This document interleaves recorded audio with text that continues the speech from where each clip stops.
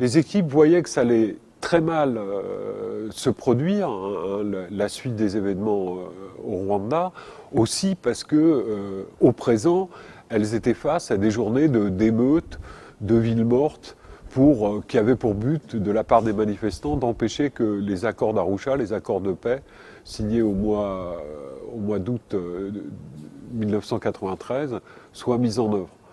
Donc elles avaient déjà une expérience directe de la violence et elles savaient que les deux parties allaient vers un affrontement généralisé, donc il fallait s'y préparer. S'y préparer à quoi? Se préparer à recevoir un grand nombre de blessés, mais personne n'avait imaginé qu'en quelques semaines, quelques mois, presque tous les Tutsis du Rwanda allaient disparaître dans ce processus. Là, personne n'avait jamais formulé une telle perspective.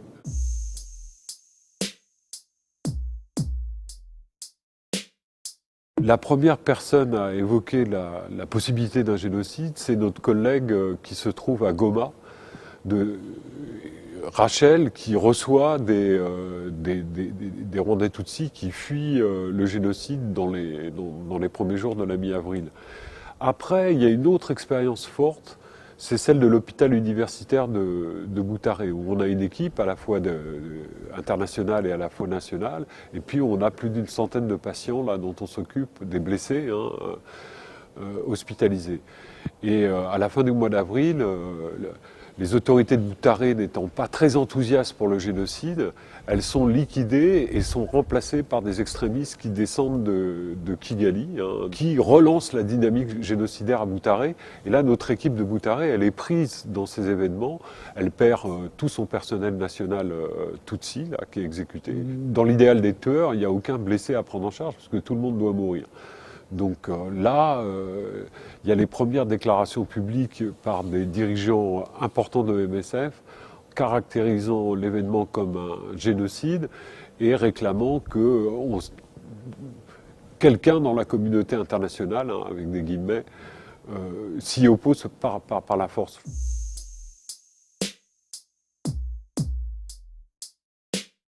En 1994, il y a le génocide, il y a les événements dont on vient de parler.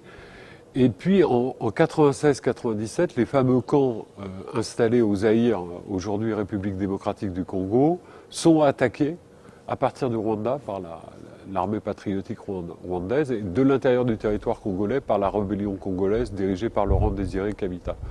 Et là, il y a des centaines de milliers de réfugiés rwandais qui vivent dans des camps, qui sont attaqués, les camps sont détruits, ils sont pourchassés jusqu'à la frontière du Congo au Brazzaville. Il y en a une partie qui rentre au Rwanda en urgence, qui se rapatrie d'urgence au Rwanda. Et là, il y a des immenses massacres de réfugiés hutus rwandais, soit à l'intérieur du Zaïre, soit de retour à l'intérieur du pays au Rwanda, dont sont témoins également les équipes MSF. Donc la date de 97, c'est la dernière année où les principales victimes des conflits de la région sont rwandaises. Après, ça devient une histoire congolaise. Cette histoire a eu un énorme impact sur le système de l'aide et donc Médecins sans frontières. Quand je dis que les organisations médico-humanitaires n'étaient pas très équipées techniquement à cette époque-là pour faire face à des phénomènes morbides aussi fréquents que puissants, ça veut dire qu'en réaction, il y a eu développement de tout un appareil technique nouveau, quoi.